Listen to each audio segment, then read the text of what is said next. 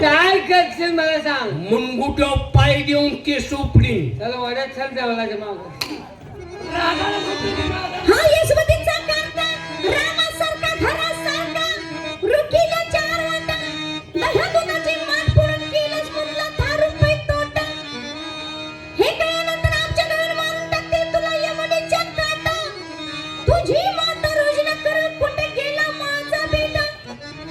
अनाशानेच्या पुढे करू नको माझ्या महिनेच्या पोपटा. माझ्या महिन्याच्या फोपटा.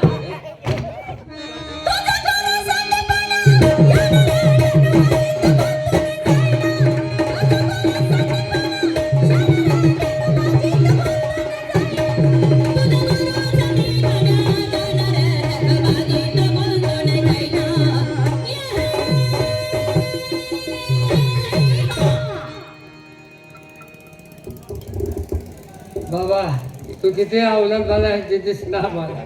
तू 10 आणाने तुझा गुरु 20 आणाने. काय म्हातारे काय काय बोलतीस तू कोणाला? काय बोलतोस म्हणजे? माझ्या गुरुला नाव ठेवतेस का तू? हा तुझ्या गुरुला हा तुझ्या गुरुला कोण नाव ठेवलंय? आता काय म्हणलीस? तू 40 आणाने तुझा गुरु 80 आणाने. आणि तेच का मग काय? वाटेल ते मला बोल, मी सहन करून घेईन. कारण सहनशीलतेचा महामेरू म्हणजे तो श्रीकृष्ण. आधीचा डोब म्हटलं तरी तो श्रीकृष्ण. म्हातारे माझ्या गुरुला नाव ठेवू नकोस. आज तुझ्या गुरुनं असा काय देवा लावला होता की त्याचं नाव त्याचा तुला राग येतो या?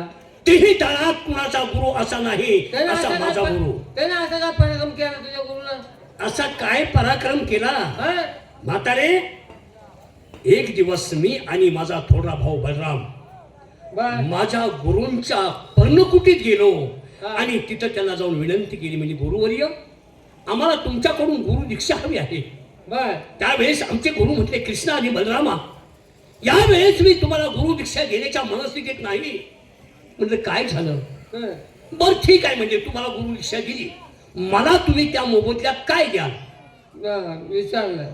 त्यावेळेस मी म्हटलं गुरुवर्य तुम्ही जे काय मागाल ते द्यायला मी तयार आहे. मग तुम्ही काय दिले की नाही? मग त्यावेळेस तो म्हटले आमचे गुरु म्हटले कृष्णा माझा मुलगा समुद्रात गेला आणि तिथून तो गायब झालाय. माझा मुलगा मला परत आणून दे आणि मग तुला गुरु दीक्षा देतो. मग तुम्ही आणून दिला का? क्षणाचाही विलंब न लावता मी समुद्राकडे गेलो. काय सांगतोय? समुद्रानं मला पाहिल्या पाहिल्या हात जोडून उभा राहिला समुद्र. म्हणजे भगवंता माझ्याकडे तुम्ही का आला? एवढा मोठा समुद्र तुझा हात जोडून उभा राहिला. हा काय म्हणला? म्हणजे माझ्याकडे तुम्ही का आलात? समुद्रा म्हणजे समुद्रा सांगीपान ऋषींचा मुलगा तुझ्यातून गायब झालाय, बेपत्ता झालाय. तो मुलगा माझ्या कामाचा आहे, तो मुलगा मला परत माघारी दे. त्यावेळेस समुद्र हात जोडून म्हणला भगवंता माझ्यापासून यमलोकात तो मुलगा नेलाय, माझ्याजवळ तो मुलगा नाही, तो स्वर्गात नेलाय. अरे बापरे, स्वर्गात नेला? हो. मग स्वर्गात गेलाच का? तिथंही क्षणाचा विलंब न लावता ताबडतोब मी यमलोकात मध्ये स्वर्गात गेलो आणि यमलोकाने मला पाहिल्या पाहिल्या यमलोक लेखी थर कापू लागले. तुला बघितलं हा यम थर कापू लागला, थर कापू लागले. आणि त्यावेळेस त्यांनी विचारलं म्हणजे भगवंता तुम्ही यमलोकात का आलात? त्यावेळेस सांगितलं यमाला यमा सांगीपान ऋषींचा मुलगा समुद्रातून गायब झालेला तुम्ही स्वर्गात आणलाय, मला समजलंय तो मुलगा माझ्या कामाचा आहे, तो मुलगा मला पाहिजे. मग आणला? मग यम म्हणला भगवंता तो मुलगा काय आमच्या कामाचा नाही, हा मुलगा घ्या आणि तुम्ही जावा. स्वर्गातनं सांगीपान ऋषींचा मुलगा आणला आणि त्यांच्या हवाली केला आणि मग मी गुरु दीक्षा घेतली. माझ्या गुरुला नाव ठेवतेस का तू? काय कमाल केली तेव्हा तू. हो. स्वर्गात यमाच्या तावडीत सापडेल मुलगा तू स्वर्गात खाली घेऊन आला. खाली घेऊन आलो. धन्य देवा. हा चांगली मोठी कामगिरी केली. मग गरिबाचं या काम कर. तुझा मी पण जरा अडचणीत आहे ना. काय ग? काय नाही म्हणजे आमचा बाप मेलेला आहे. अगं प्रत्येक माणूस मरतच ना. मस्त गोष्टी खरे पण आमच्या आई वडिलाचं प्रेम भयंकर होतं. बरं असेल. आईचं प्रेम आमच्या वडिला भयंकर होतं. बर.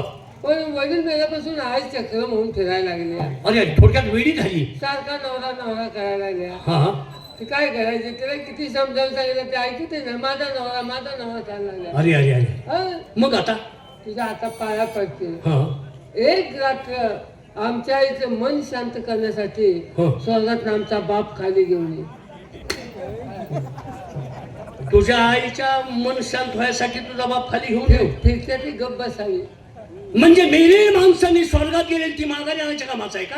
काय लागा बोलतोय आता काय यमाच्या तावली सपाट्याला मुलगा तू स्वर्गात खाली घेऊन आला आणि आमचा बाप तुला खाली घेऊन येता येत नाही. अगं म्हातारे हे द्वापार युगाचं सांगतोय तुला मी आता स्वर्गात जात नाही. म्हणजे तू आता स्वर्गात जात नाही का? आता जात नाही मी. आणि तू आता स्वर्गात जाऊच ना मग.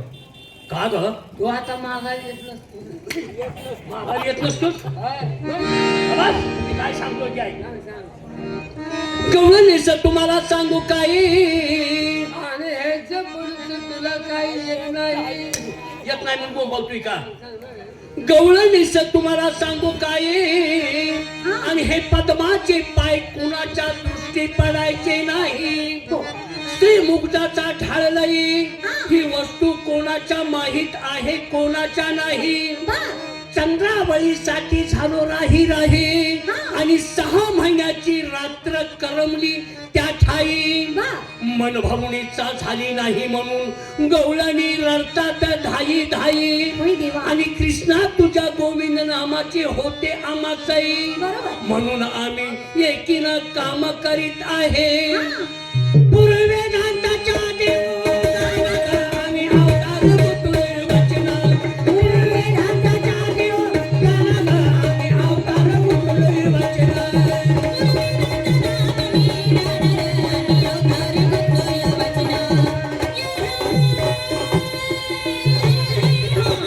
दिवा आता शेवट आहे का? शेवट माझी मुलगी काय सांगते ते ऐक. आणि परत त्रास करू नका आम्हाला. ठीक आहे. कृष्णाचा शब्द ऐकिता गवळणीचे हृदय झाले की का तो भंग. साक्षात की न माझा ताईतला नाथ पांडुरंग. चल देवावरल्या मजली तुम्ही सडा मी वावडी गंगणी गंगो चंग. आईण्याच्या महाली राधाशी सजवते संग. कवी क्रमांक करणारा प्रास बसो न लागो शब्दात भंग. आणि थोडक्याची पाठी कलकात केळाचे संग. ए दोडक्या हो बाबा माझे चाकरू शाने पताच्या मध्ये माळका. हो बाबा माझे चाकरू शाने पताच्या मध्ये माळका. हो बाबा माझे चाकरू शाने पताच्या मध्ये माळका.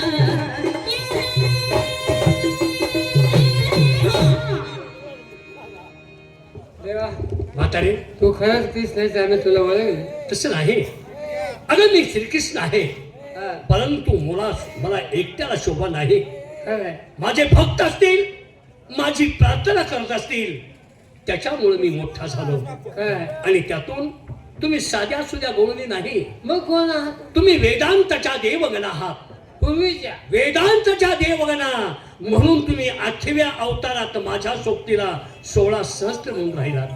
वेदाच्या देवगण आम्ही कसे झालो? कशा झालात?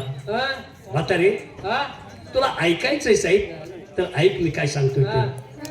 तुम्ही वेदांताच्या देवगणा म्हणजे कोण? कोण? 16,000 साधू. किती? 16,000 साधू. 16,000 साधू आणि साधूंच्या मनात काम वासना निर्माण झाली आणि त्यांनी संकल्प केला विचार केला. साधूला कामावरून निर्माण झाली. हो, हो. काहीच नाही वाटत आम्हाला बायका पाहिजे ना. शाबास. पाहिलं? आम्हाला बायका मुलं झाली साधू पाहिजे. बारा बोलत दिसतात हं. आम्हाला संसार पाहिजे असं त्यांचं मन बोलू लागलं म्हणून 16,000 साधू एक वेळ माझ्याकडे आले विष्णू रूप असताना. हा. आणि त्यांनी त्यांच्या म्हणणं मला सांगण्यासाठी ती झुंड येत होती. हा. आणि त्यावेळेस ती झुंड काय येते त्यावेळेस मी अंतर्मनानं ओळखलं हे साधू माझ्याकडे काय येत आहेत. हा. मग त्या अगोदरच मी व्यवस्था करून ठेवली होती. कशी? सरस्वतीला मी सांगून ठेवलं होतं. हा म्हणलं सरस्वती ही साधूंची झुंड 16,000 साधूंची झुंड माझ्याकडे येते आहे आणि ते मला काय मागणार आहे ते उलट तू फक्त ओढून घ्यायचं. त्यांच्या प्रत्येकाच्या तोंडावरती जिभेवरती तू ठाण मांडून बसायचं. हा 16,000 साधूंच्या जिभेवरती सरस्वती बसली आणि ते साधू मला काय सांगणार होते? काय सांग? भगवंता आम्हाला बायका दे. हा काय म्हणणार होते? भगवंत आम्हाला बायका द्यायला सांगणार होते. हा, आम्हाला बायका दे. हा तसं न म्हणता माझ्या समोर आले, त्यांना विचारलं तुम्ही साधू इतके जण का राहत? त्यावेळी त्यांनी सांगितलं भगवंता आम्हाला बायका कर, हा आम्हाला बायका कर असा शब्द तोंडातून आल्या आल्या मी तथाच तू हा शब्द उच्चारला. आणि त्यावेळेला त्या 16,000 साधूंचं रूपांतर 8व्या अवतारात तुम्ही 16,000 स्त्री माझ्या बरोबर आला. अरे साधू बी बायका झाल्या. हो. पण कोणी म्हणतात त्यांची काम असलं पूर्ण होतच की. होतीस की? होय मग त्याला काय असतं? होतीच की. त्याचं प्रायश्चित्त वेगळंच ऐकलं तर मस्तात तुझं फिरेल. पाहायचं तर आहेच आहे. बाकीच काय बोलू नको. नाही. माझी भक्ती करा आणि मार्ग मोकळा करून घ्या. देवा हं. मी तुमची भक्ती करते, शाबास. परंतु आम्हाला लवकर सोडून द्या. ठीक आहे, हा. माझी भक्ती करा आणि आपला मार्ग ताबडतोब मोकळा करून घ्या. काय हरकत नाही. हा, करा सुरुवात.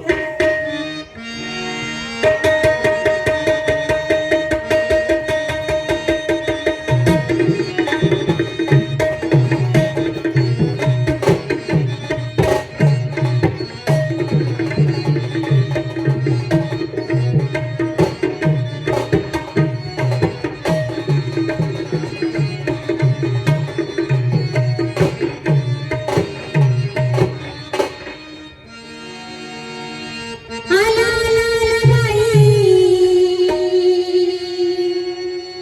नंदाचा पोर आला,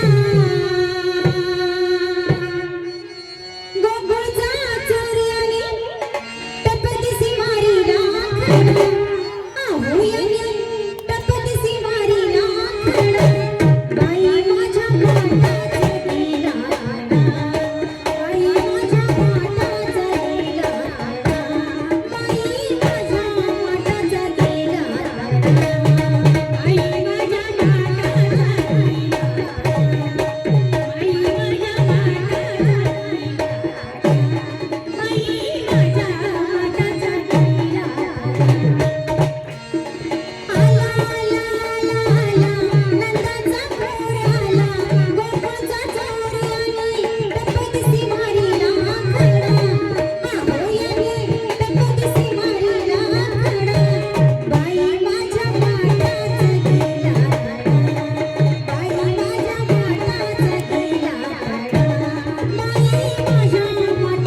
गेला राडा, बाई माझ्या पाटाचा गेला